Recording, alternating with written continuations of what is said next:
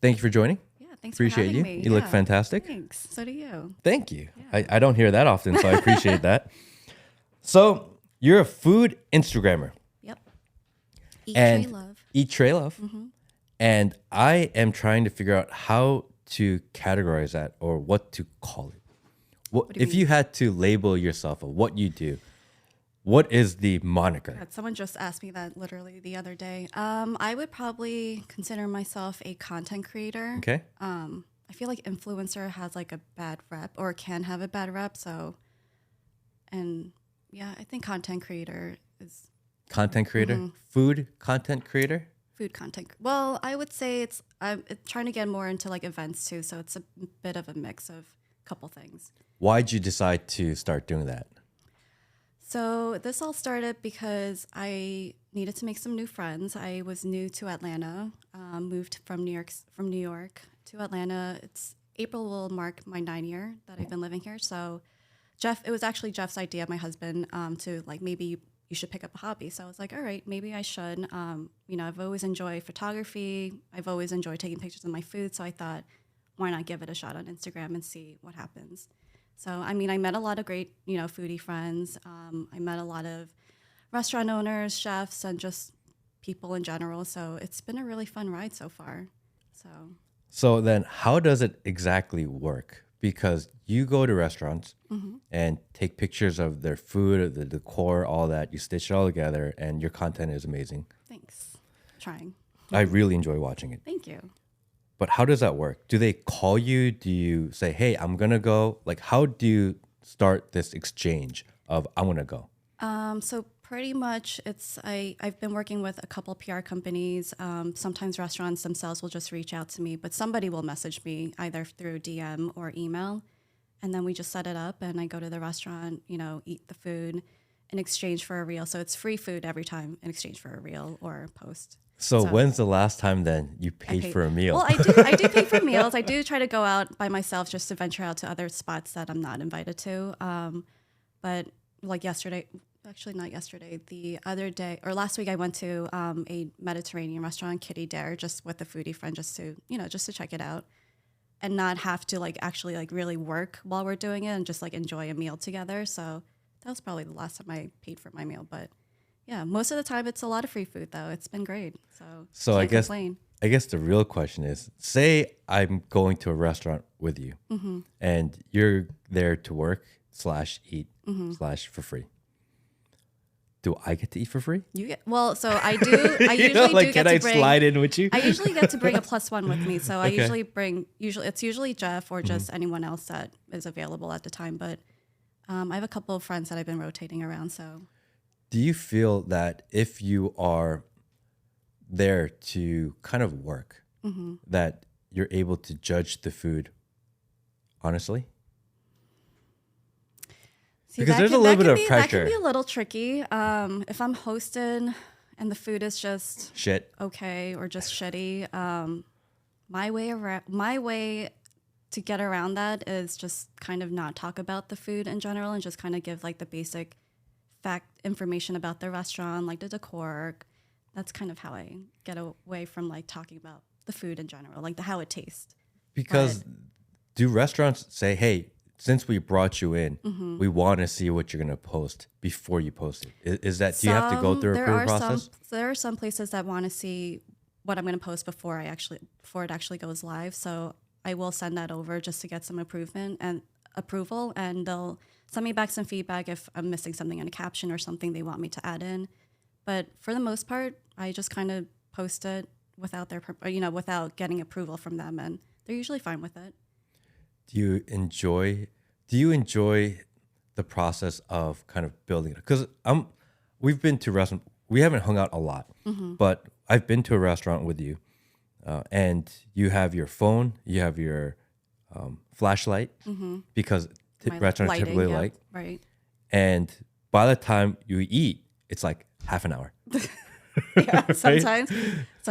But I'll try to be kind of quick if I'm with someone, not like Jeff. If it's just a friend, I'll try to make sure I kind of do it a little faster so that the food doesn't get too cold. But I'm pretty good at trying to eat as quick as I can. I don't take too much time unless I feel like I didn't get the right shot. But for the most part, it's all about editing. So if I can get like, a couple videos here and I just edited it down, so it's fine. Because when I go out to eat with my wife, she will take a picture for her Instagram or whatever, and just that 30 seconds of her taking a picture while my food is sitting there, and she's like, "Don't touch your food. Right. I want to take this picture." I'm like, "Oh, Dying to eat. dying Right? to eat." Like it took Right. 30 minutes for this food to come out, and now she's making me wait so she can take a picture. Yep. She doesn't That's care. how Jeff is. Yep. She doesn't even care about the food. Right. Just wants the picture. And I'm like, I just want to eat the food. I don't care about the picture. Right. How's Jeff with that? I think it took him a while to get adjusted to at the beginning, but I told him, we're getting free food. I was like, you got to be patient, and now he's good. He helps me set things up now, Okay. so like he understands the routine. So is he like he's trained well. He's like your staff, Yes, pretty much. and he's helping out. He's my intern, you know.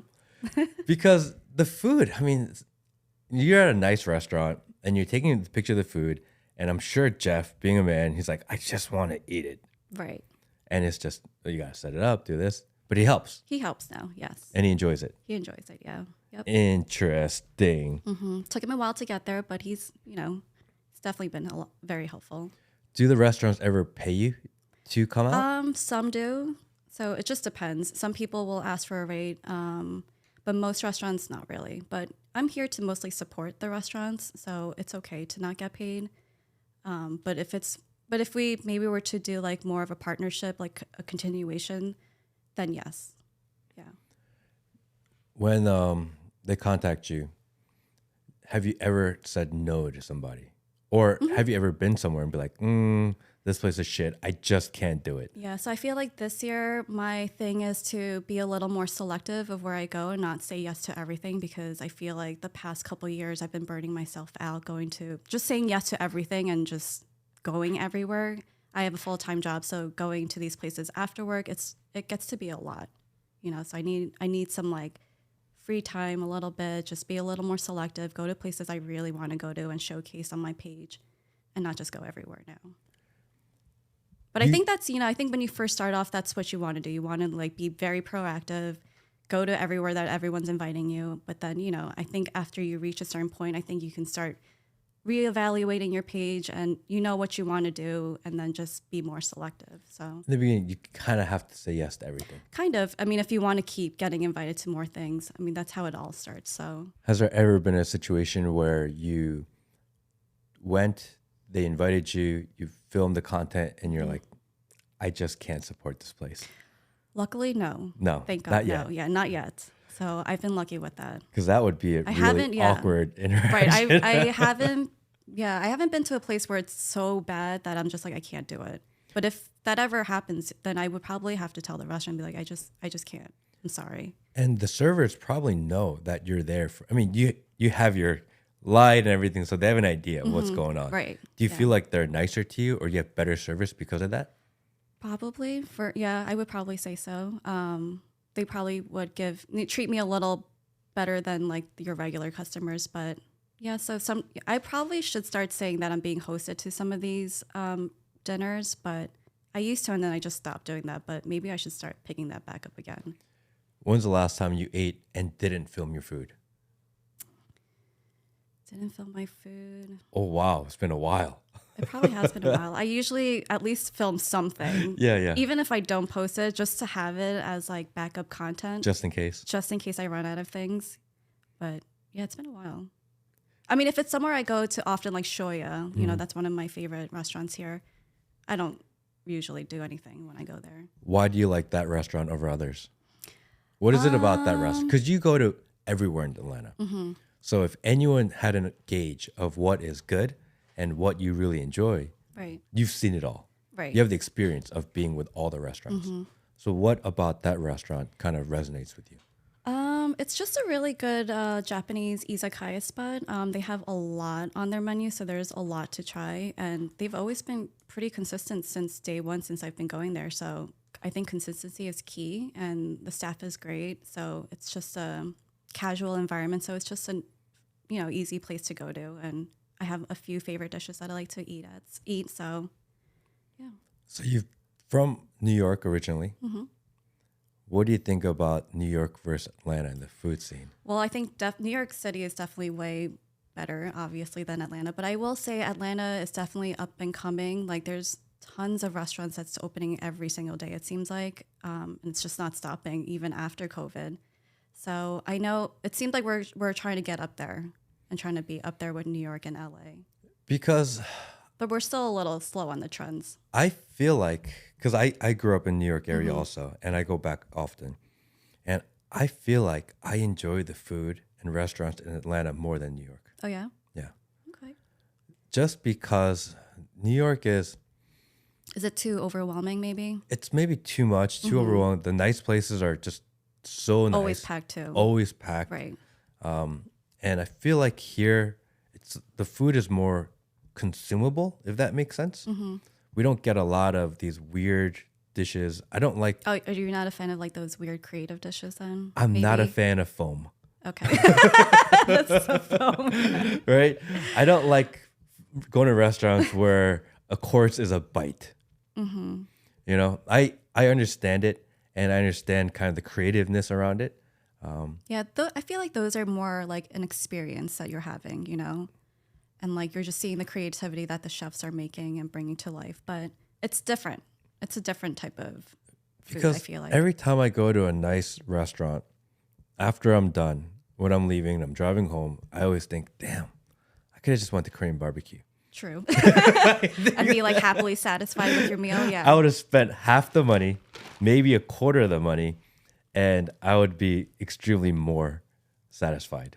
That's true. But I feel like for me as a foodie, I enjoy it just because it's just a different experience. You know, like every restaurant you go to, you get to try new things, see different types of, you know, like how many different ways can you do Brussels sprouts, you know? Like I love Brussels sprouts, so I always like to see how they do their Brussels sprouts or something. So, And that word foodie is an interesting one because I know Will, who is sitting here with us, yes. Will does not like. Will's a foodie too. I consider him a foodie, Yeah. but he does not like the word foodie. Okay. Why? True. I don't know why. He feels as though he loves food, but he doesn't like the connotation around the word I foodie can see that too, yeah. because it implies, I don't know what it implies, but when people think foodie, you almost think someone that's a food snob almost, Right. That's true, yeah. you know? And I think he doesn't like the label of it, which is a weird like hill to die on. It's because I didn't grow up with it. It's a term that was like kind of formed in the late 2000s, I would say. Because of social media, probably, right? After Yelp became big. Oh, and Yelp, yes, all those. yeah, Yep. you know. So I do consider myself a food snob, but not a foodie. Yeah, He is definitely a food snob, yeah. He likes food snob. So you go into a restaurant and you film the content and you cut it up. How long does it take for you to create like one reel? How much time are you putting into God. this? It depends, but I will say at least an hour, maybe two. It's probably too much time. I will say it takes a lot of time to like edit down all the videos, you know, finding the right clips, making sure it flows well. And then, you know, I have to think about the caption, and I've been trying to do more voiceovers. So I've been writing scripts for that, plus the captions. And then you got to think about hashtags. And then like music, you got to make sure the reel has like good music, just the right feel to it. So I feel like music takes a long time to pick. And plus, if you want to invite the restaurant you're working with as a collaborator, you have to pick like an original sound too. So that takes a while. And sometimes when you think you found the right song, it won't work for them. So you have to go back and find a new song. So it depends. Do you edit on your phone or a computer? What are you using to edit I your edit stuff? on my phone. I like to use CapCut mostly. Okay. It's a free app. It's great. CapCut? Although I think I am paying jotting for the it down. subscription. Yeah, CapCut is great. But you are paying for the upgrade. I am paying You're not for using the the free upgrade. one. No, yeah, I am paying for the upgrade. I do want to get into like Final Cut Pro or something and test it out over there too, but I haven't migrated to the computer yet. Because your background is design. Yes, So you do most of your work on computer. I do. Yep. but you don't do your content on a computer. I find that interesting. I thought that you may. I do it, yeah. I just pretty much use CapCut to do my reels. But if I do need to edit something more, I will bring it onto like Photoshop or something just to Clean it up. yeah. But mostly apps, yeah. There's so many great apps out there, which is crazy. Really? Yeah. So CapCut's your favorite? What about you? Do you use a computer? I use Final Cut Pro for all of my stuff. I like it because, especially for podcast, I can import all the camera angles, merge them into something they call a multicam clip. And then while I'm reviewing and watching the video, I can basically hit the camera angle with like 1, 2, 3, 4 and decide which camera is being used. So it makes I'm sure my you have process more control over it too. So a little bit more. So I like Final Cut Pro. I mean, before when I was doing vlogging, I really liked Final Cut Pro too. I don't know. I'm such an Apple fanboy. I'm like so deep into the Apple ecosystem. So we have at home we have like HomePods and Apple TVs and everything Apple. And we're a big Apple fan. Oh really? Yep. I mean, for design, I've only used Apple computers, so. Yeah, once you're in, they're so good at just keeping you in there forever. Right. Yep. I pay for their Apple One so that I can have their news and their upgraded cloud storage and their Apple Music. And then, we use Apple TV and we subscribe to that. And just so I can watch Ted Lasso. And I don't know if you watch that. Yeah. I love that show. I don't know. I hope they come out with a new season. I love that show. I think Jeff watched that show. You don't watch Ted Lasso? I think I watched parts, little bits here and and there. Can you watch Ted Lasso, please? Okay. Add it to my list. Add it to your list. Yes. So you put up reviews. You're also a YouTube elite. Is that what they call it? I'm sorry, I don't know that. Not YouTube. Yelp. Well, I was a Yelp elite, but they took it away because I think I didn't post anything or wrote a review in like 3 months or so. So that kind of went away, and I was like, all right, forget it. So I'm not really. So I'm no longer Yelp elite. Yeah. So I don't really. They took it away for you from not, but you have so much backlog of reviews. I did, yeah, for a bit, yeah. I think I was a Yelp elite for maybe 2-3 years, and then Why'd you stop Yelp? Well, because they took away my Yelp elite, so I was like, all right, screw it, fine. But then I was focusing more on Instagram anyway, so that took most of my time. What do you feel about Yelp? Because a lot of people used to use Yelp only. It was the review place for restaurants. True. Yep.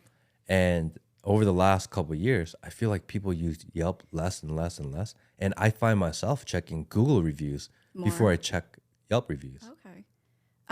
Yelp. I do still use it a lot. That's probably one of the first apps I use when I'm looking for a restaurant that I want to go to. And then I'll hop onto Google, but I don't really read the reviews. I feel like a lot of reviews these days are just all negative reviews. Yes. And it's just not even about the food. Mostly it's about service or something else. And it hurts a lot of restaurants. So I feel kind of bad about that. But I'm there just to look at mostly photos. Just to check out the food. Yeah, that's what I do. Because restaurant reviews online are tricky. Mm-hmm. You need them because people read them. Right. And make a decision if they're going to go to your restaurant. At the same time, like you said, there's so much negativity in it. Right. And a lot of the negative reviews are typically DoorDash, Uber Eats, or my food came cold. Right. And it's like, what the fuck? Yeah, it's not even about the restaurant had nothing to do with that driver. Exactly. Yeah. You chose a third party to deliver your food. It's not even the restaurant delivered the food. Right. You chose a third party to deliver your food, and you're gonna blame the restaurant for that driver's tardiness. Right. And you could have paid the $2 or $3 to get it Uber Eats priority. Right. But you chose not to, and it did 2 or 3 stops, and your fried chicken got cold. Right. But it's fried chicken. What'd you expect? It took an hour to get to you. Exactly. Yeah. And they blame the restaurant. I think because of that, I feel like a lot of restaurants don't get a fair shake. I don't think so either. Yeah. Yeah. But how do you make that better? Yeah, I don't know. I mean, I feel like people just jump on a lot of these reviews just to write negative things, so it's hard. And people who enjoy their food. And people, I mean, even if you did like the place, like I feel like even if you like it, no one really takes the time to write a review about that. It's just if it's something bad, it's like, oh my God, I need to like write about this now because I'm so angry. Yeah. But yeah. Yeah, people tend not to go online to write positive reviews. Exactly. I know that, if there's a restaurant nearby that I really enjoy, that I like, especially if they're like a mom and pop shop, I go out of my way, recently started doing it, to just leave them good reviews. Oh, that's nice. Because if I enjoy it, and it's really selfish because I want them to survive, because course. I want to continue to eat there. Right. And in doing so, if I can help them by just leaving them a couple positive reviews, hopefully they'll stay in business, and then I can eat there. So it's really self-serving. Right? No, but that's still it's still you leaving a nice review, which I'm sure they appreciate. So I'll go and I'll do it on Yelp and Google now. that's nice. It's copy and paste. No, I'll try to do? be specific about what I enjoy, and I'll do it on different days so that I have different thoughts. Gotcha. So I'm trying to be more wary, just because I want to help businesses that I really like. Right. And if there's a business I don't like, sometimes like, damn, I want to blow them up. Right. I know, got right? this itch where I really want to. And they're like, oh, but I'm going to be that guy. Right. That's going to be hurting a business. Yeah. Yeah. Because sometimes it's not their fault. Right. It's not. People have bad Sometimes. days. Right. Exactly. And especially if I'm going somewhere local and I'm spending $15 on a meal, you can't hold them to this same standard as a restaurant that where maybe you spent $100. Right. That's true. But sometimes people like, you'll go to Outback, like the steak wasn't exactly to me rare. Like, Right. it was Outback. Right. What'd you expect? What did you expect? Right. My steak at Applebee's was cold. I'm like, oh, I don't know how to help you there. Right. You And I know? feel like because there's still so much like staff shortages, it's hard for some of these restaurants still. They're still struggling out there. Do you feel that when you go to the restaurants with the staff? I do still see it, and I still hear about it. So it's still an ongoing thing. I wonder what's going to get people to go back to work at the restaurants. I don't know. Everyone's just demanding better pay. Now they want like health insurance and all this stuff now. So I know it's rough for like the smaller restaurants. And the restaurant tip range has increased. Yeah. Yeah, now you don't even see 18%. It's like it starts from like 20 and up. I'm like, wow. It used to be like 12, 15, 18, Yeah. 20 or something like that. Yep. And if you really enjoyed it, you gave 20%. And if you didn't like it, but you don't want to be a dick, you left like 10 or 12%. Right. That was the range. The food cost and everything you eat is now more expensive. Right. But you also have to tip a higher Yep. percentage. Everything has increased. And if you don't tip like at least 18 or 20%, because 18's and it's the bottom check. It is. And it's so smart because they put the custom. But if you do the custom, then you have to sit there and click it and do this. And a lot of times they even get your bill via like an iPad or one of these things. So they're standing right there. I know they while are. you do it. I'm like, oh my god, They're watching you. They're watching me. I wish there was a way to like tip in advance. So if I went to a restaurant before you eat. yeah, But because what if the food's not great? but I'm gonna tip 18% Anyway. Regardless. Okay. or at least give people an option. Like, okay, I'm gonna tip 25%.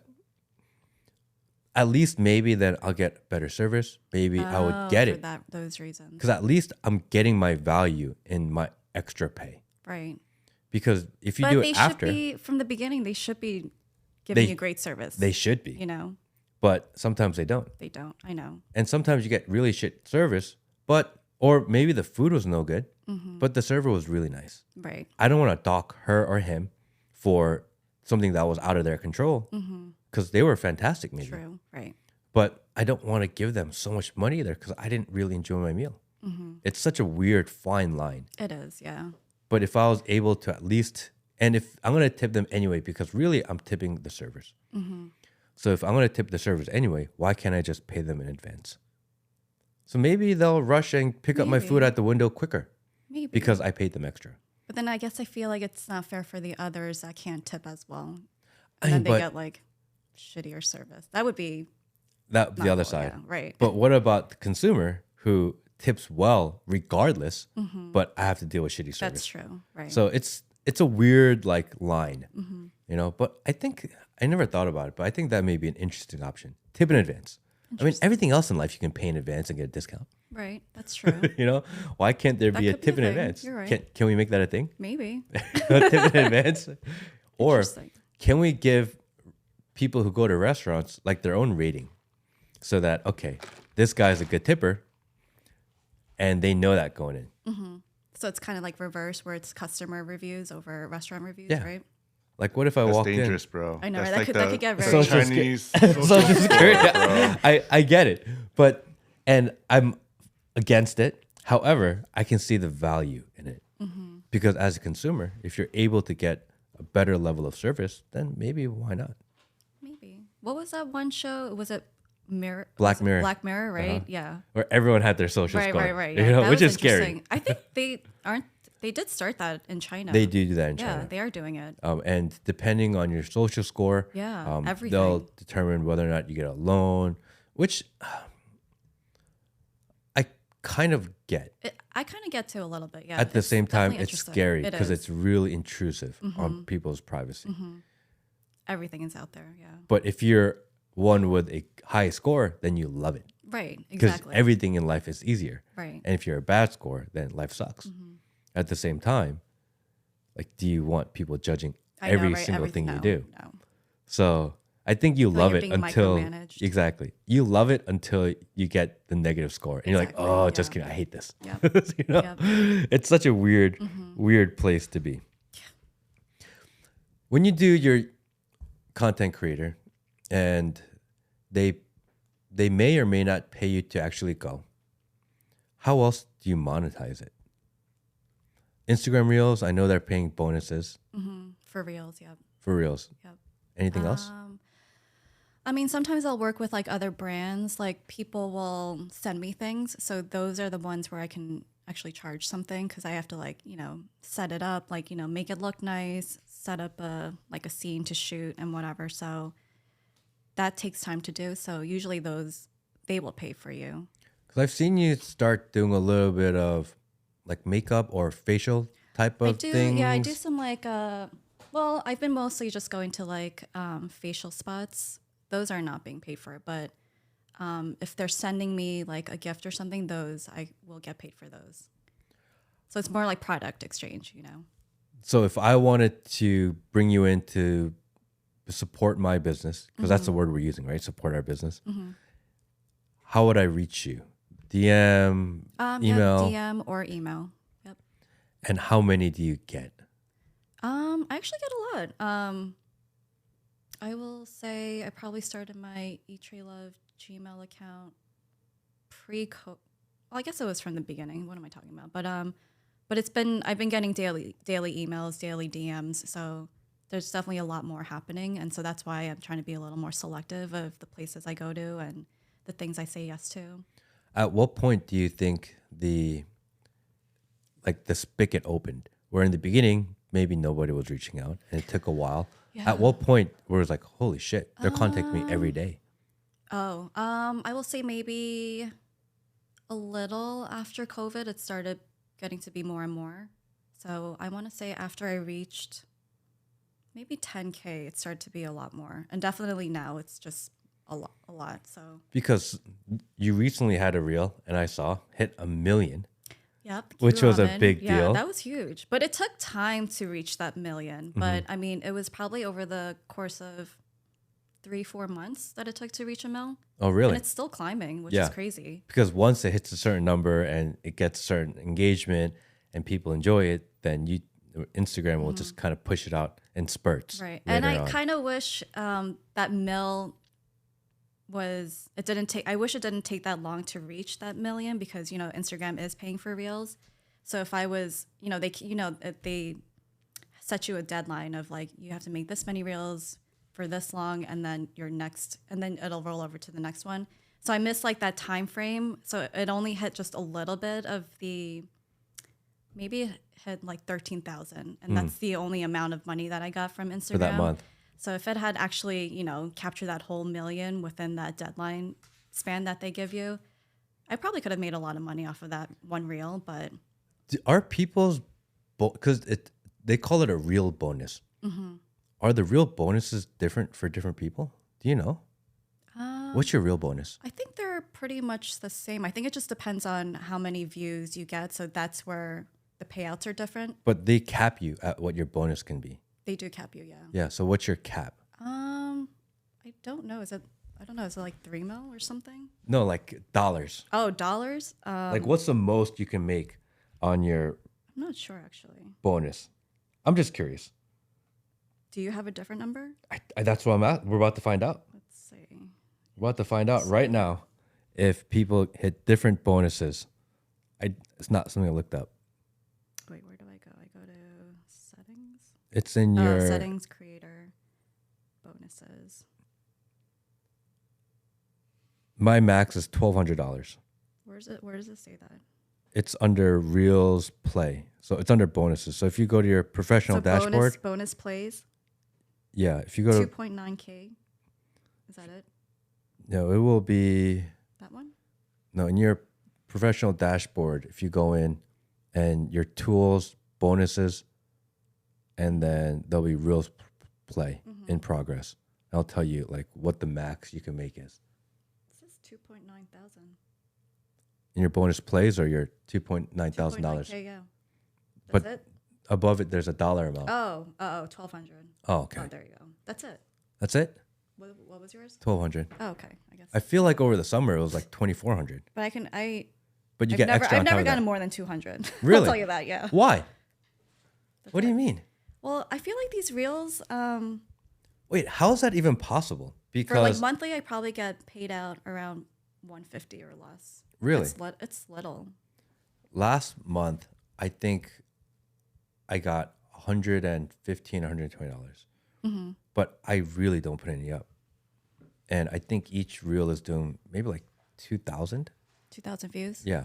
Okay. So I would think you'd get, I thought you were maxing it out. No, my What the reels, hell, my reels Instagram? don't What do are you as doing? great as I want it to do. But, you know, and that's another disappointing thing. It's like you put in all this work and you only get like, you know, $200. 2,000 views or something. And you're just like, that's it. I'm like, you have all these followers and you're like, why are you not getting more views? Because Instagram is not showing all your followers. Right, they're not. Yeah. Which I have a huge gripe with right now because my feed is stuck with just all these people that I don't know.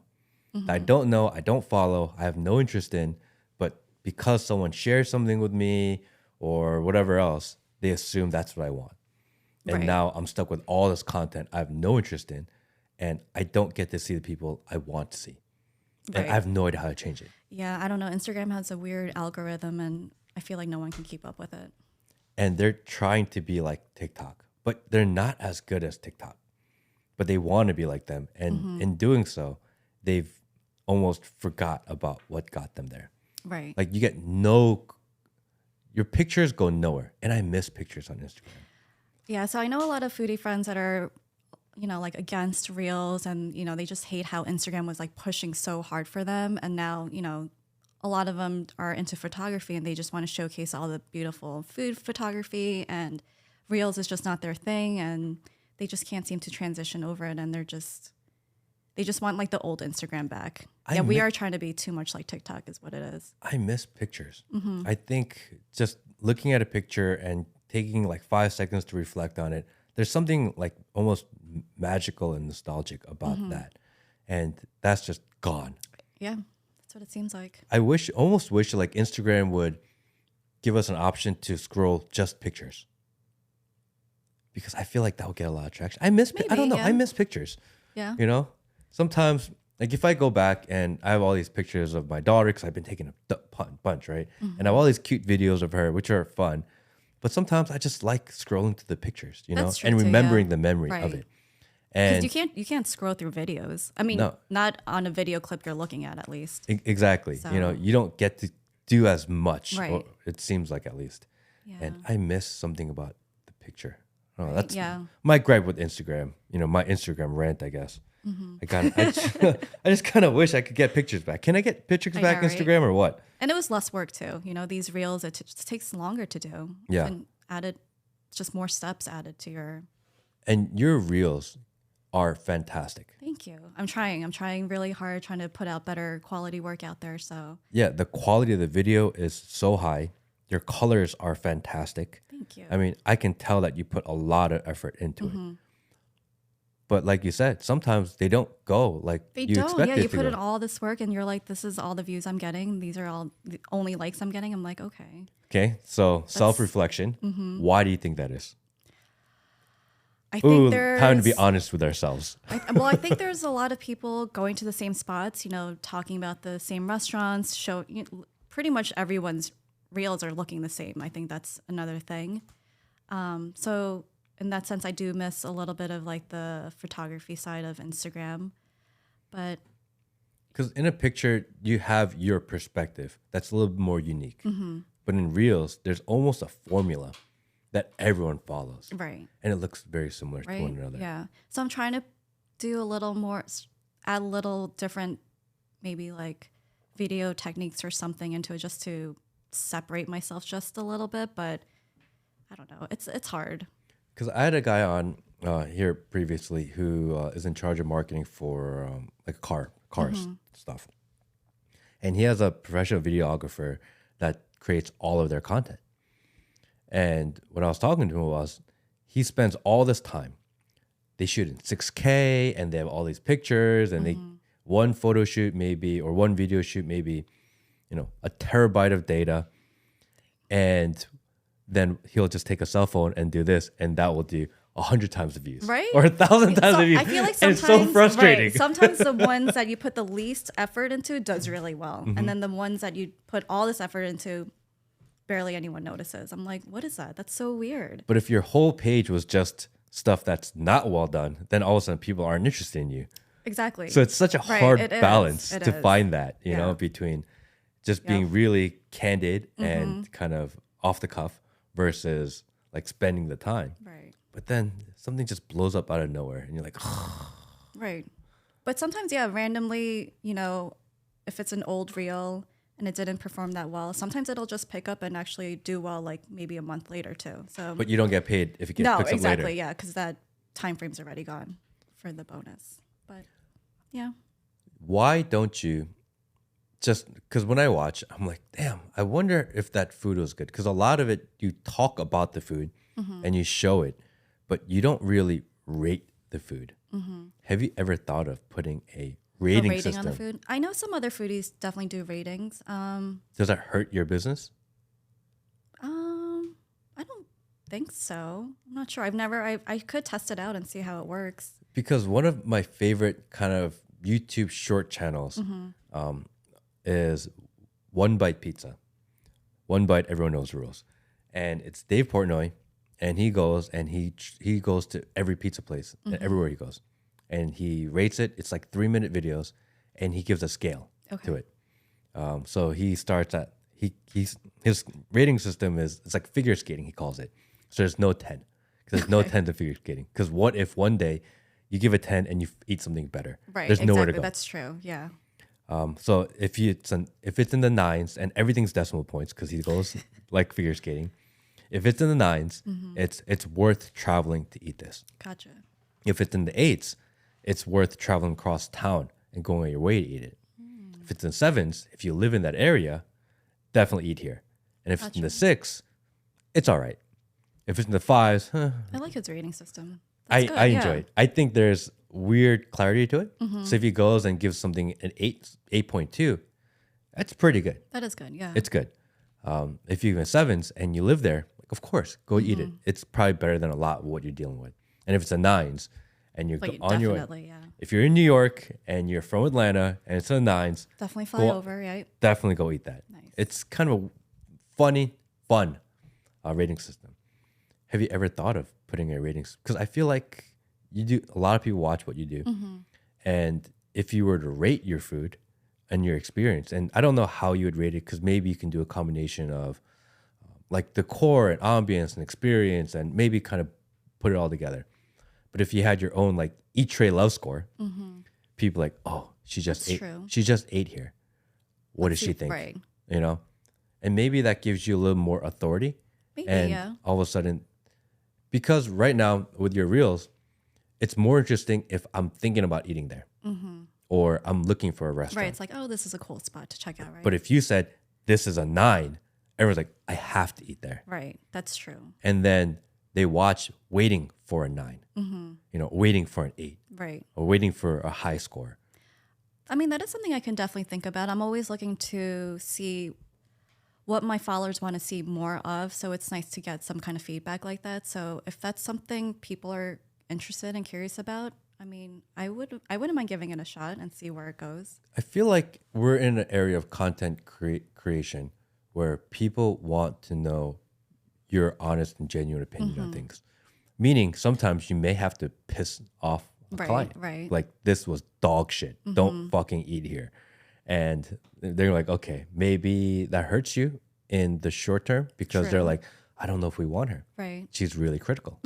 Right? Right. But at the same time, like, But if then you people have like the honesty, right? people like the honesty, Right. and then all of a sudden it becomes must watch. I can't miss this one. That's true. You know, and sometimes you give a dog shit review on someone, and they're like, oh, because people like a little bit of negativity. You know, Yeah. like, oh, who's she gonna Not rag on everything should be today? amazing, right? Exactly, because you're amazing means that much more. Right. You know, maybe that's how you I can give differentiate. it a try, yeah. Because That sounds interesting. it's funny because I took a screenshot because my wife sends me a lot of baby stuff. Okay. Right? So I get baby stuff in my feed because I don't watch baby stuff. I don't look for baby things.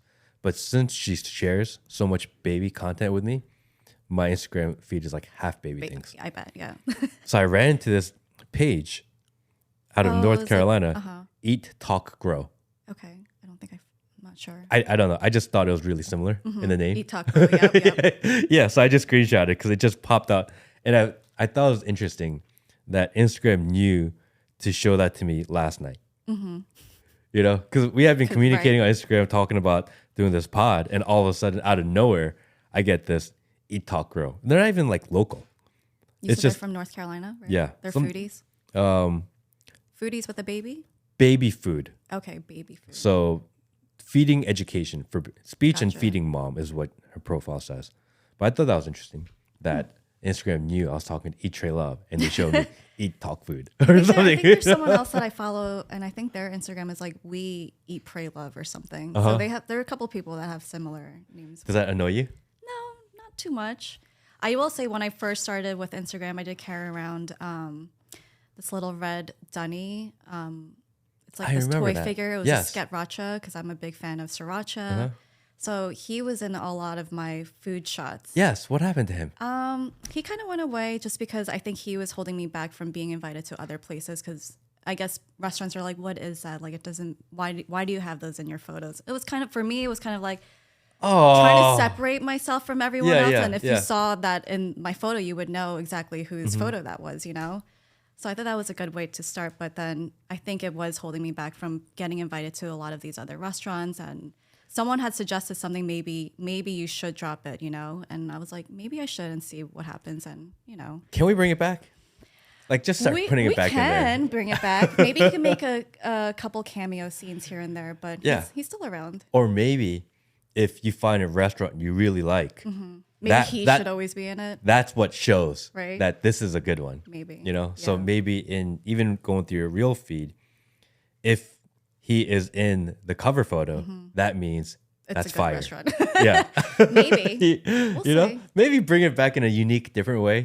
And all of a sudden, if you're only giving him to the good reviews, Right. then people are like, hey, I want him in my shot. how come he's not in the Right, shot? that's true. You know, all of a sudden, That the is same true. people that Yep. didn't want him are like, we need him. Right. You know, like how come I don't get That would be really funny, yeah. How come I That's don't get the true. sriracha guy? You Right. know, We'll see. maybe. Maybe. You know, I think maybe early on, people are demanding of what they want from you. I think as you grow and get bigger, your authority and your Right. voice I would gets have more bigger than control, them. Yeah, exactly. In which case, maybe it's a situation of just grabbing the control, you know, and don't let them do it. Like, all right, if you don't want to do it, I'm just gonna go to your restaurant anyway, Exactly. Yeah. and maybe I'll give you a shit review. I was gonna be nice, but maybe I won't be. Right. And all of a sudden, like, oh no, just kidding. Right. Where's he at? All right. Oh, sorry. Just come in. You know? Yeah. I think early on people were, you know, they want to use content creators for their own marketing. I Yep. think we're in a place in the world now where the content creators can grab control of what's going on. And I think in doing so, it creates a level of authority for you.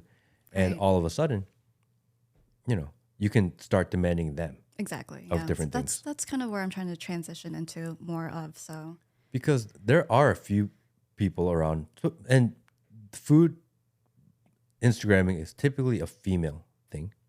I would say, yeah, there's definitely more females in this than Definitely males, it skews seems more like, yeah. female. And a lot of them in the area go to really similar restaurants that you go to. Yep. Especially if it's like a brand new restaurant, they like to invite, all the influencers, the foodies out. So everyone's, posting about it. And what is that like when you go to a foodie Instagram event? Because they sometimes invite you before the open. Right. And you'll go and it'll be like 50 of you guys or 100 of you guys. Is it like, do you get a little competition? Like, do you give the girls side eye? No, I'm not like that.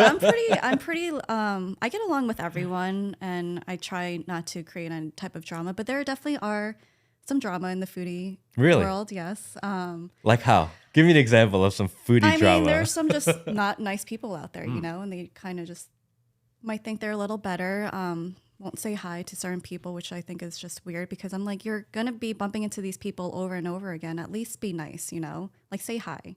But yeah, there's certain people out there that's just not the friendliest. But do you guys have like a big group chat? How does everyone stay connected? I guess we do have a couple DMs that we are on Instagram, but for the most part, for the DMs, it's mostly just to like support other foodies. So we follow each other, we engage with their post, like their post, and just kind of that. But no, I'm not in like a Atlanta foodie thing, like a chat. So if I'm opening a restaurant and I want the foodie crew, I don't know what to call it, the foodie crew. I apologize if I'm really messing that up. And I want everyone to show up at my restaurant. How do I reach out?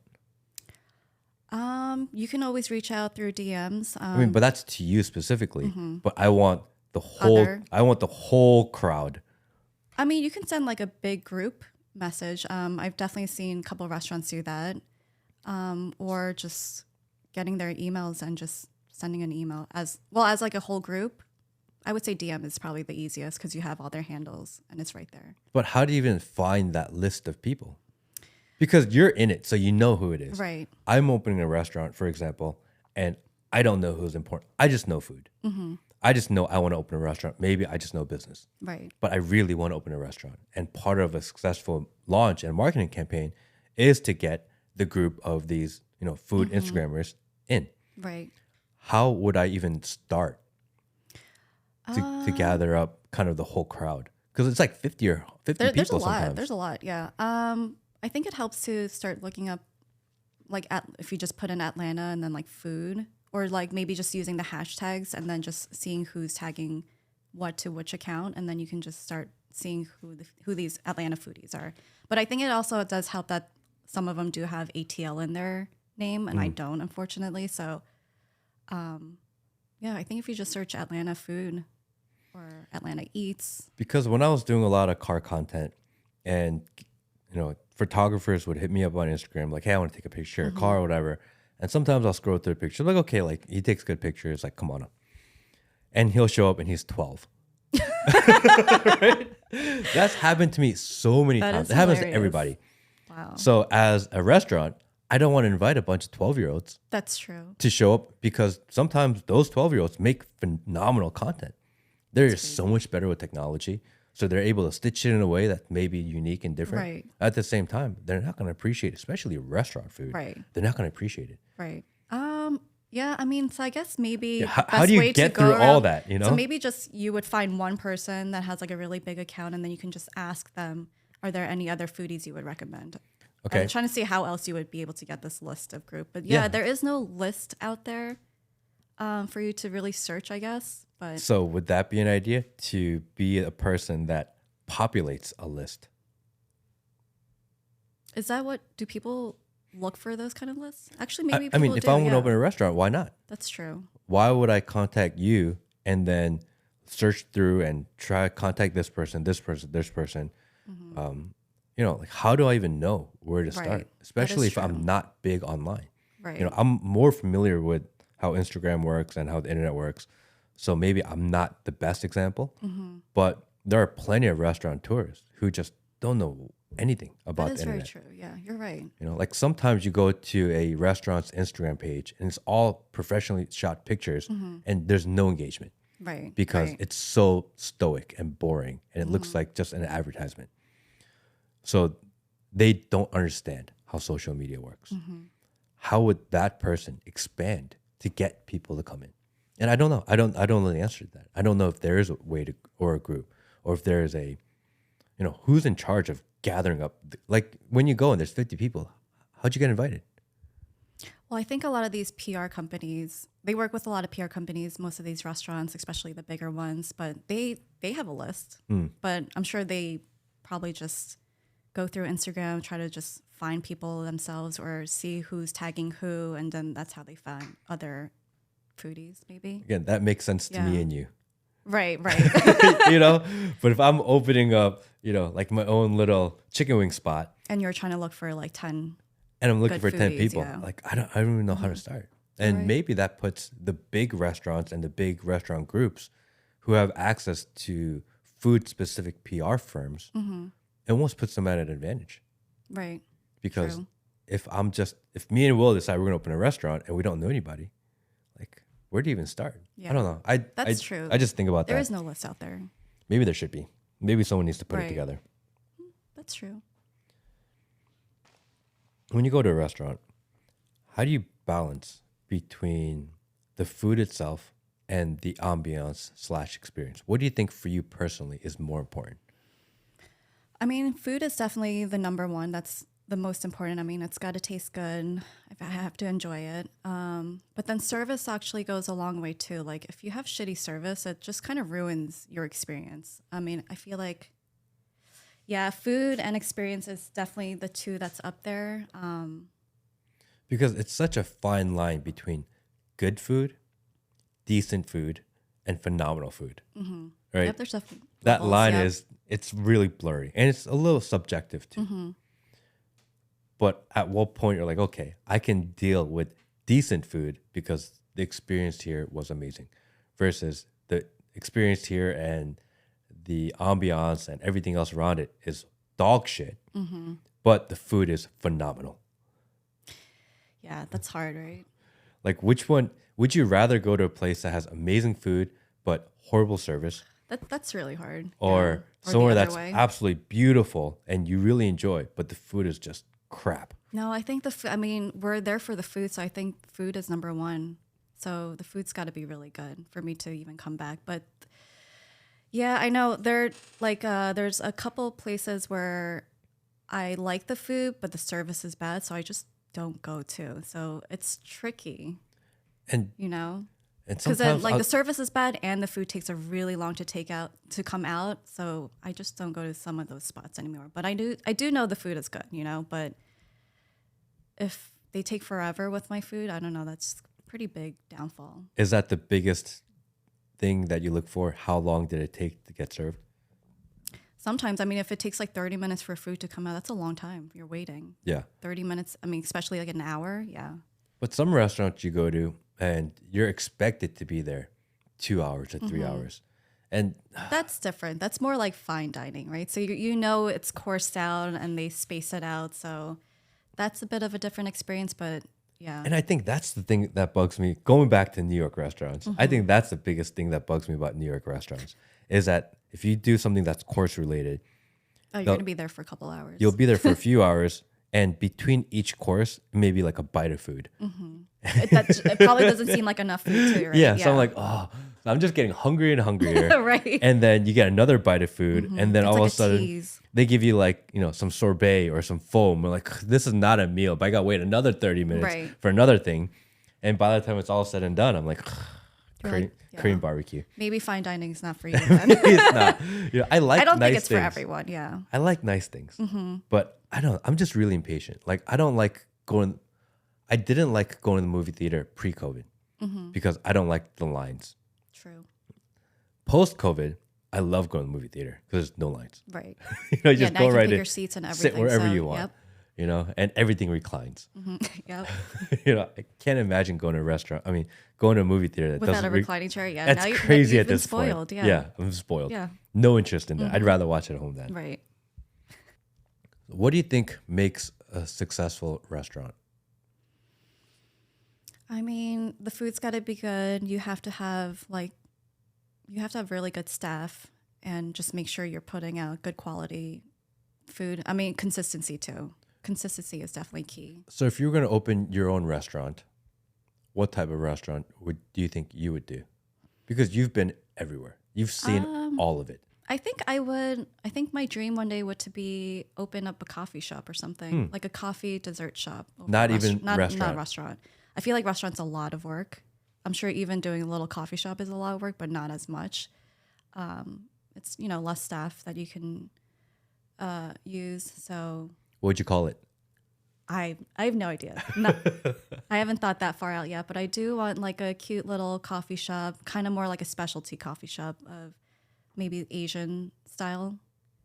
That's what I would do. Probably. What's your favorite Asian style coffee shop around? I will say I'm a big fan of Cafe Coma in Vinings, and I am Alchemist here is it Johns Creek? Yes, I love the Alchemist. They got that snow cone thingy drink, whatever. What is it? Do they have a snowy drink? They have some sort of drink. No, I had something there that was really good.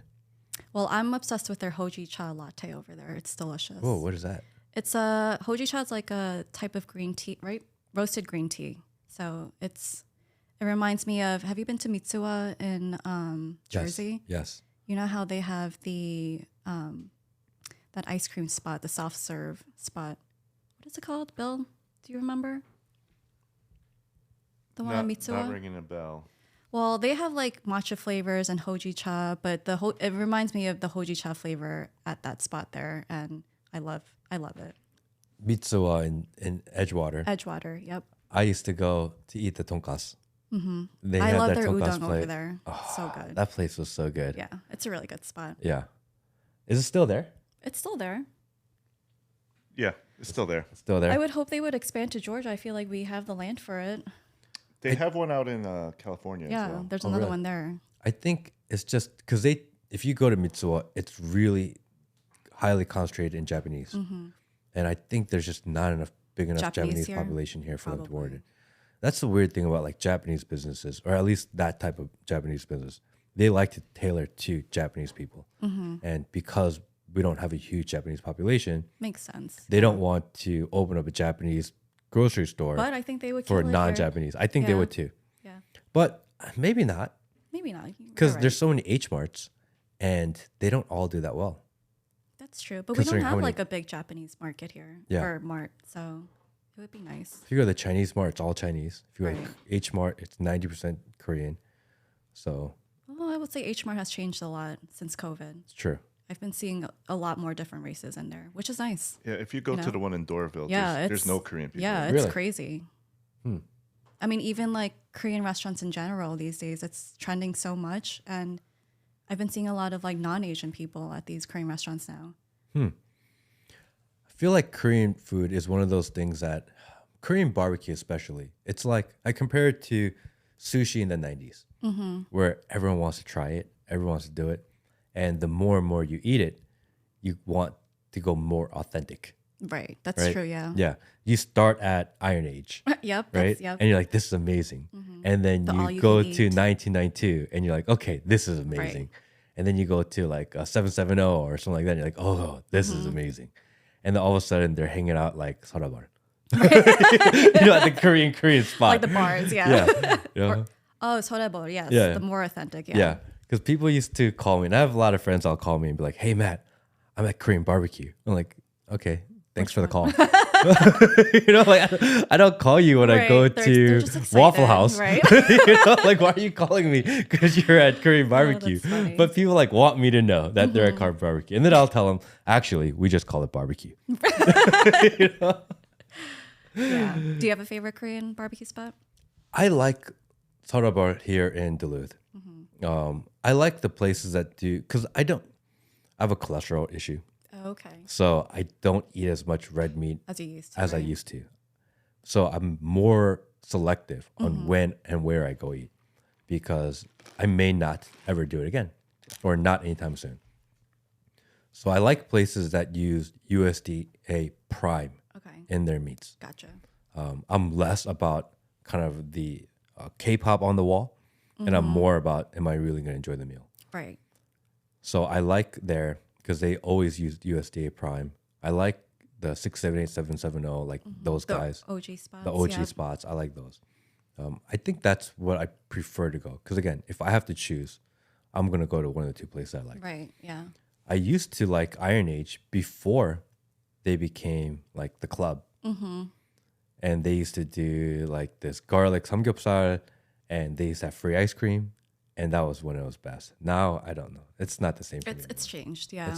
Yeah. But they're killing it. they are killing it. Yeah. And They've I definitely expanded. Yeah, they're expanded and they're bringing in more people into Korean food, which so I don't think their food is overly Korean, but I appreciate what they're doing Right.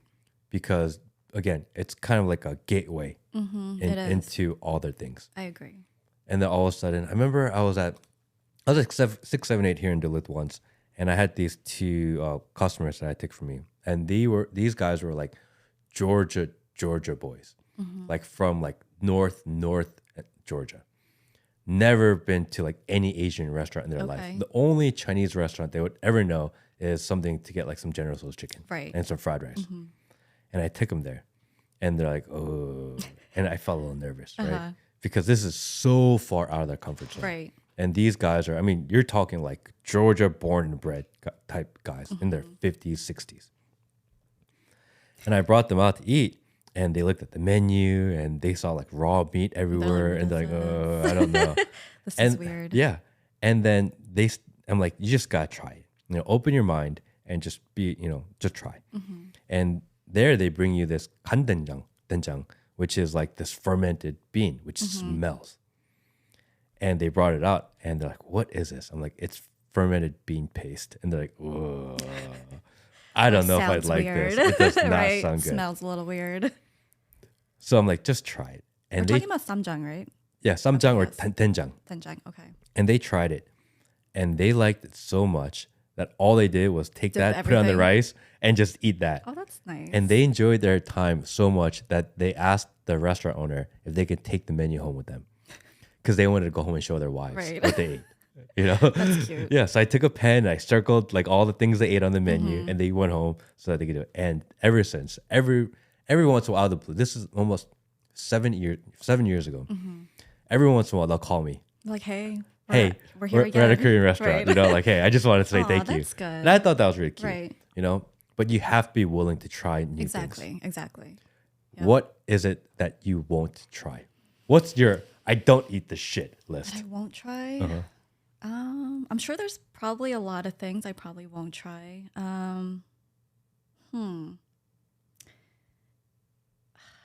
Why can't I think of anything off the top? Any of those like weird seafood, maybe Cheese.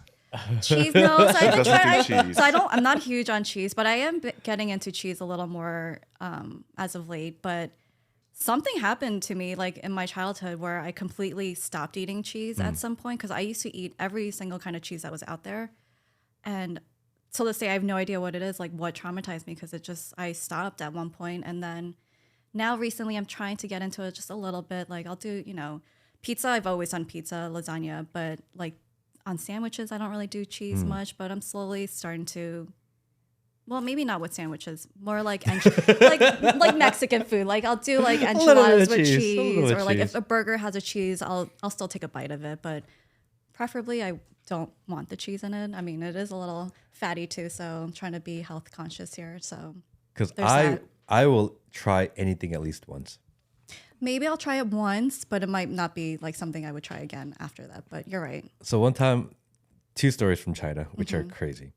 One time I was in China and we were at this place where they serve duck, like this fried duck. And towards the middle of the meal, and they say something, I don't speak Chinese, so I don't know what they say to each other. And they bring out this plate of duck heads. You're supposed to grab the duck head by the beak and eat the top of the head. Okay. And they're like, just grab the beak and you eat the top. And I was like, bro, I don't know if I could do that. But, I say I'm going to try everything once. So I mean, what did it look why like? not? What did it look like? Peking duck? It's just heads of duck Just heads? that are Oh, fried, and you grab the beak and you eat the top of the head. weird. Okay. It is phenomenal. It was good. It Nice. was one of the best things I've ever eaten in my life. Okay. And I did not I see mean, that as long coming. as it's fried, I guess it's not good. It's and not bad. everything fried is good. Right. Exactly. So I'm with the same people, and we're at this like nice hotel like restaurant, and in China, and especially in Asia, the nicest restaurants are typically at the hotels.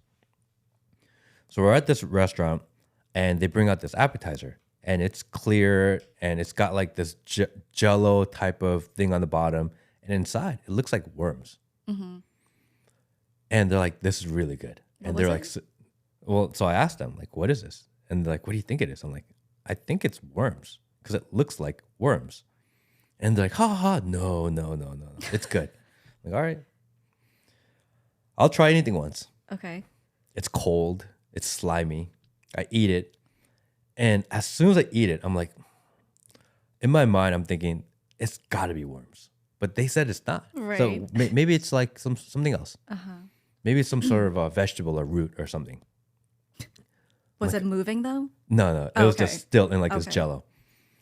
So after I'm done eating it, I'm like, "What is this?" And they go, "Ha, it's worms." I'm like, "What?"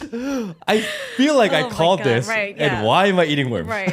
Ew. So how was it? It was Gross. Was it it crunchy? tasted exactly what you would think it would Or taste mushy? like. Ew, It's that's probably mushy, mushy. Yeah, it's slimy, gross. cold. There was Ew. nothing appetizing about it at all, So they just tricked you. and they Got thought it tricked. was so funny. They just wanted to see your reaction. reaction. Yeah, but they enjoyed it. They loved it. They put like a little bit of soy sauce on it, and Okay, maybe if you give it some flavor, maybe it isn't too No, bad. no, But it was still bad. it's like It's probably the texture, right? it's the texture. texture. It's the I don't know. It tastes like worms and jello. Ew. So if you can imagine that, that's Right. exactly what it tasted like. Gross. What's your favorite type of food? If you could eat anywhere, you said shoya earlier, but what's your Favorite type of category of food? food? Like if you were to travel, what are you looking for? Or do you? Okay, I like my Asian food. I scratch all that back. You're going to a new city for travel, for pleasure. How do you decide where you guys eat? And do you make that decision, or does Jeff have any say in that matter? No, Jeff doesn't really like to do much on that food research side. So I take care of all of the food spots that we like to eat at. We actually have pretty similar kind of palate a little bit, although he's a little more, he does like his American food more than, I like my Asian food a little more and he likes his American food. But I'll do my research. If I'm going somewhere, I'll just say if I was going down south, like Texas or something, I would make sure I would always have some type of barbecue since that's what they're known for. But how do you find it? I What's do a your lot- resource? I just do a lot of Google research and then some Yelp research. And then Where do you go to I first? definitely hop on Instagram too. Really? So if there's a restaurant that I just look up their name on Instagram and I like to see what the place looks like, what the food looks like, if the presentation is nice. I'm definitely a little big on ambiance too. So if it's a really cool spot, I definitely want to check it out. Instagram worthy spots. But yeah, I just do a lot of research on Google first. So, because we had this conversation earlier, Google versus Yelp. Yep. But now you just said that you go to Google first to check. Well, I go onto Google to type in a restaurant, but I don't really read the reviews on Google. And then when I look on Yelp, it's mostly just for photos too. I'm usually looking for photos to look at. Because I want to see what everything looks like. that's my gripe with Google, right? Is that if I'm going to, say, Houston, and I want to find a restaurant, and I type best restaurants in Houston, Right. but then you get presented the people that just marketed and paid to get up on the search results. That's true. How do you find the people that aren't? Or maybe if you spent that much money, because you're looking for a nice ambiance, if you're spending that type of money to develop it, maybe you spend the money to promote that. I don't know. Well, when I Google it, I'll go mostly on like eater.com or something and look through there usually. But Is that your go-to online food resource, Eater? yeah, Eater. I feel like eater.com is pretty good with their lists of things. So That's what I use. They're pretty current, and they keep up with everything. they have a list called the Eater Top 38. So they always have a current list of top 38 locations, in their opinion, of each city, major city. I went to, there was a restaurant once. I think Will's the one that told me about it. And it was like called Best New Restaurant in Atlanta or whatever. And he said Eater had made it, whatever it was. And you have to make a reservation in advance. You have to pay a deposit in order to get your seat. Right. If it's a nice restaurant, yep. And we went, and after all of that, and we had to schedule like 3 months out. And after all of that, we ate the food. I was like, It's just whatever. I was like, oh. And then I'm like, do I really want to do this again? I get discouraged from doing those types of things just because of those types of experiences. I mean, they're not always going to hit, especially when Atlanta's a little behind. But remember that place that we went to in D.C., Convivial? Remember? Oh, yeah. We went there twice. Oh, yeah. That was restaurant good? was phenomenal. But we found it just by walking around. Yeah. But later I discovered that it was on Eater's Top 38 during that time. Nice. And that's what I mean. Like, we found that restaurant in D.C. called Convivial.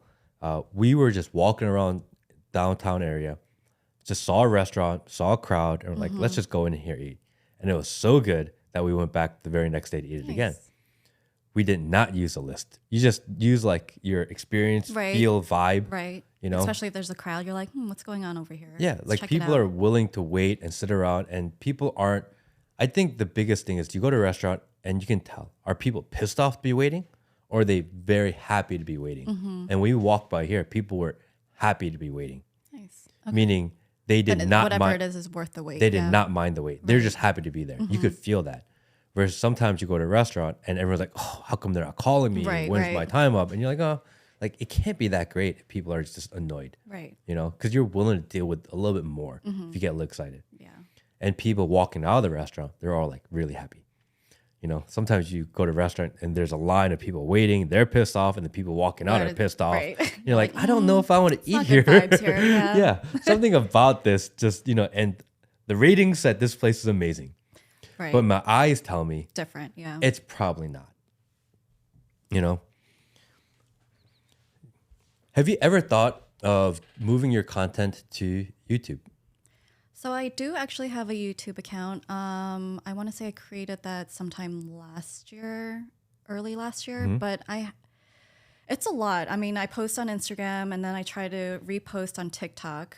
And I'm trying to be a little more active on TikTok and try to post every day, but I'm not there yet. And then YouTube is probably the last place that I post, although I feel like I should probably be flipping it around a bit just because I always hear great things about YouTube and you can probably monetize the most on YouTube. But I can't. So I think the thing with YouTube is I'm trying out shorts. And when I try to upload a song, you can only upload a 15-second song, right? Is that it? It depends. And then it cuts off. Depends on the song.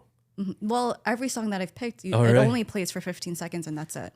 So and then my reels are kind of like at 20 seconds. Yeah.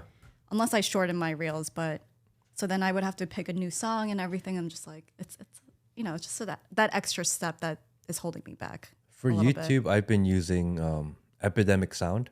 It's like $15 a month, but it's all royalty-free music. Okay. And they have a huge library. And their search engine is really good. So you can pick by genre, you can pick by BPM, and you can do all that. And I've been, especially when I was doing vlog stuff, so that I can pre-cut, I can match up the cuts to the beats because that makes it a little more Interesting and right, consumable, I think. And when you make the video first and you add the music later, sometimes the beat doesn't match with the cuts, Right. and it's tricky. Oh, so you add your audio first? First with the Gotcha. cut, Okay. and then upload it so that it seems more seamless. And if you use your own royalty-free music, and you're not going to get the most popular songs, Right. but you'll get songs that sound almost similar. And sometimes it's just the vibe, Right. you know? So that's what I do. It's called Epidemic Sound, and they're great, but it's like $15 a month. Okay. I really like that. I think there's something about YouTube where people connect with people they watch on YouTube more than they connect with people they watch on other social media platforms.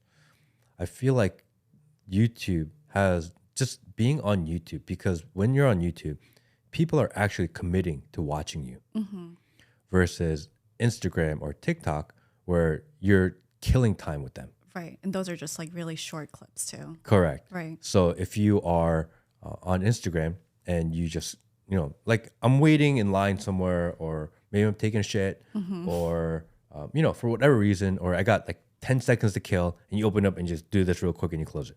Right. But when you're on YouTube, people are like, okay, I'm going to watch some YouTube. That's true. I guess it's a different audience, and you know you're going to be expecting to be watching something a little longer than 15 seconds. And when they choose to watch you on YouTube versus watch someone else, they've chosen to watch you. True. So they've consciously given you their time. So what are your thoughts about these shorts then? Because I feel shorts are different than your regular YouTube. It is. I think shorts is a really good way to attract people to your larger YouTube. So, and the thing about shorts is that it's really the same thing as TikTok or Instagram. So you can create one for one and just put it to all three if you really wanted to. I think using that to get people to look at your page and then maybe they'll stay on the longer form content is really the attractiveness of YouTube.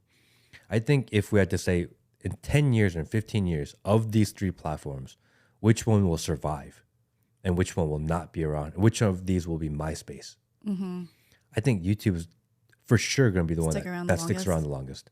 So if you're going to invest time in the long form, in the long term, I think YouTube's the way to go. But YouTube's a harder grind. Yeah, that's what I was going to say. Any tips? I think YouTube, especially early on, no one's going to watch. It's really hard to gain momentum. Right.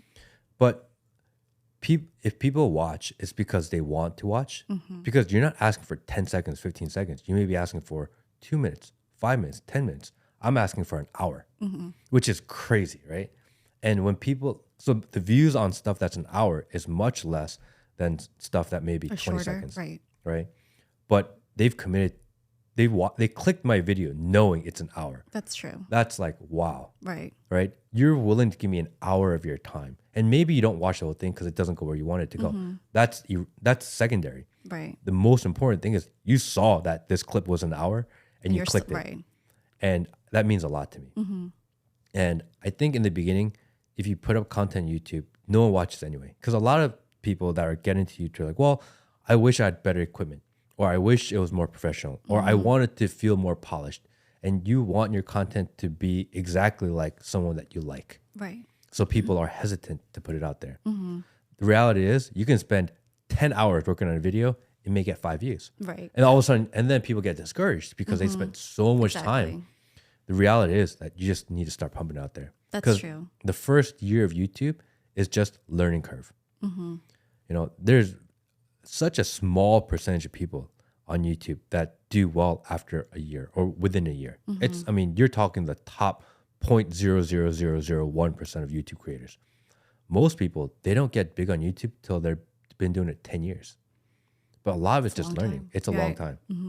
But again, once you build the supporter and subscriber base on YouTube, these people are clicking on you because they want to see you, meaning they value your opinion. They actually care about who you are and your personality, and they get to know you a little bit better. Right. There are so many stories of people especially in LA, these girls on TikTok who have maybe 1 million followers on TikTok, and they have 10 million likes on TikTok because likes is the moniker of TikTok, right? And they'll do a fan meet and nobody shows up. It happens all the time. So many people walking around LA thinking they're so famous. That's true. There's so many of them out there like that. Correct. Yeah. And they do meet up thinking people are going to show up and nobody shows up. And then you take a person that's on YouTube that has maybe 20,000 subscribers and they say, I'm going to do a meetup. And there's like 100 people there. Because they actually care. They actually care and they're excited to meet you versus you meet someone on TikTok and you're like, you're giving them 1 second of your time at a time. You don't really relate to them. Yeah.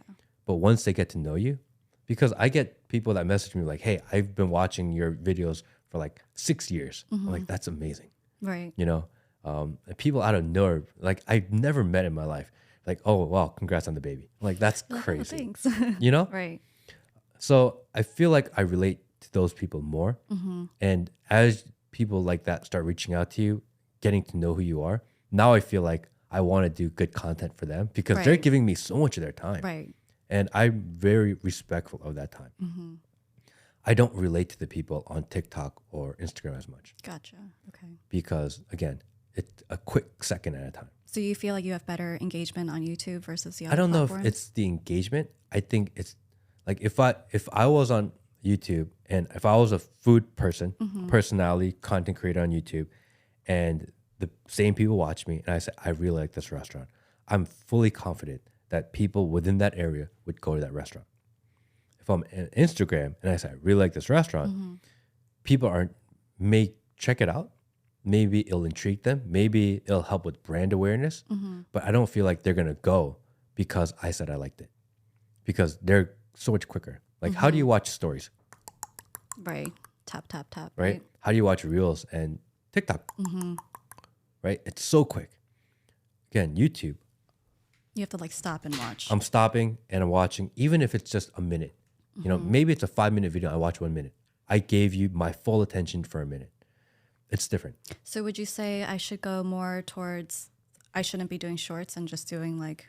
I think you do your shorts because shorts, it's like TikTok and Reels, right? Right. It's easier to blow up on a short. It's easier to blow up on a Reel, right? Or a TikTok. Like, and once the algorithm takes it, it goes. But I think as far as long form content, if I want to like grow and stuff, exactly. That's the ability for you to really connect with people. They can get to know who you are, get to know your personality a little bit. Like, you know, they'll like what you like. Right. You know? Because there's like food people on Instagram. But what would you want to see on YouTube if I wanted to be more proactive on it? Like what, as me as a foodie, what would you want to see as a viewer? I want to know what you think about the food. Just like my honest opinion. I think you're and honest. Do you want to see me on the camera or just like stuff? Okay. Yes, I think definitely. So I'm trying to do a little better about that. Which is why we're here today. Because I'm not so great in front of a camera. Like by nature, I'm a pretty shy person. So I feel like I like to hide behind the camera, but I realize that, you know, being in front of the camera is what people seem to like a little bit more of. So I'm trying to push myself out there, get a little outside of my comfort zone, which is why I'm here today too, just to push myself a little bit. So that's my new thing, just to try new things and, you know, just give myself a little push and things that I'm not really comfortable with. But I've been fortunate to spend a lot of time with very successful YouTubers. And the common theme amongst every successful YouTuber I've ever met is that they're all shy and introverted. Right, yeah. Every single one. Yeah. They enjoy, once you become used to talking to the camera, that becomes a friend. Right. And they prefer to talk to the camera, who is their friend, more than people around them. Gotcha, right. They're more shy. They enjoy the time alone grinding in editing. For a 5-minute video, they may be 4 or 5 hours of editing. Right. It may be 1 hour filming and 4 hours of editing. So more of your time is spent alone than not. That's why people that are introverted and shy tend to do better on YouTube. So when you meet people with these big personalities on YouTube, you meet in person, you're like, oh, this guy's really quiet. Right. Yeah. They're always like kind of in the corner. They're really shy. So you don't have to love being out there. But I would say take as much video as you can of yourself and just watch it. Right. And as you watch it, the first many times you're like, oh my gosh, it's so cringe. Yeah, I might watch this later and be like, this is cringe. Yeah. But you learn quickly. Right. Because people don't like the feeling of that cringe feeling. So naturally you adjust. Right. Which is why some people take 100 videos to get comfortable on camera. Oh, yeah. Meaning you have to make 100 videos. Right. I mean, even when I do like the voiceovers for my Instagram, I probably do like, 30 different takes or something until I feel like I sound okay. But I feel like now that I've been doing it a little, I've definitely been getting a lot more comfortable with it. But now I'm just trying to do the whole camera thing a little more. And while you're editing, you become more aware of like your habits because you keep on seeing yourself. Like when I'm editing these podcasts, I just hear my own voice in my headphones and you're like, all I the sound time. Weird, right? I'm like, oh, I can't believe I sound like right. that. But then after a while, you get used to it. Right. And once you get used to it, now you're naturally looking for ways to improve. Where do I pause? Where do I speak? Yep. And you have to go through the reps. You just have to go through the grind of it. And some people are just phenomenal at it from day one. Yeah, some people are naturals, but yeah. And some people grow into it. Right. But I think as a content creator, for longevity, that's the way. Right. Because YouTube is Google, Google is YouTube. They're not going anywhere. Versus Instagram and Facebook, it could disappear. It could. At some point. It's not impossible. Right. There's going to be a new platform that comes out. TikTok could easily disappear. I think if anyone that's most like wobbly, that would be the one. Right. But YouTube will never go away. Yeah, There's I just feel like too much out yeah, there. YouTube's here to stay. Yeah. So if you're really invested in the long term, I feel like it's worth the shot. Yeah, I'm gonna try to push it a little bit more this year and see what happens. But I know it probably takes a while for me to even grow. Like it took a while for me to grow my Instagram, so patience is Patience. key, you know. You know, put yourself out there. I think you haven't really ever tried YouTube until you got flooded with negative comments. Right. And then dealing with that. Because if you get negative comments on Instagram, it's like whatever. Right. Trolls. Right. You get negative comment on YouTube and you spend all this time on it, and maybe it's a 5 or 10 minute video, and then you get a negative comment, you're like, oh, that kind of hurts. Right. You know? And there's gonna be people out there like, oh my gosh, this dumb bitch is so ugly. Yeah, there's a lot of mean people out there. You know, yeah. and then it's you like, got keep your comments to yourself. Like, why do you have to even say that? But going through that and dealing with that and not having that not stop you is like the first stage of YouTube. that's true. You know, being able to deal with that, Get past that, right? past that. Yeah. And once you're able to engage with that, all of a sudden it gets more fun and more fun and more fun. Okay. Good advice. I think you should try it. I think your YouTube try would do it, really yeah. well. You know, and let Jeff be in it, let Right, the yeah. dogs be in it, you know. Yeah. That's true. I want to try to get more people in my videos too, instead of just little snippets of me. But Yeah, people want to see you, but they like to see the interaction. Right. Most people on YouTube are living vicariously through other people. So not just the food, not just the restaurant, but like you. right. And then at worst, if they watch a video, they may not like the restaurant, they may not like the food, but they like you, Right. That's true. which is why they come back. Like the guy, Mikey Chen, Yeah. which Will hates. Do you hate him? Whoa. Hates him. What? Hates him. He thinks he doesn't like him because DJ loves him, it seems like. he seems to like everything he eats. Oh, okay. He does. And you know, I'm a snob. He's a I'm food more snob, critical. and he wants someone that's more critical of the food. All right. So, Bill, you want my honest opinions about all these places then? Yes, On my YouTube, if I start that? Both of us say yes. Okay. I think so. I think that's what people are looking for. I Yeah, think that's true. Honesty is good. I think there's so much It content makes you out more there. real too. Yeah, there's so much content out there that say what people want to hear. And I think the next wave of content creators that are coming up are going to be people that are more honest and genuine.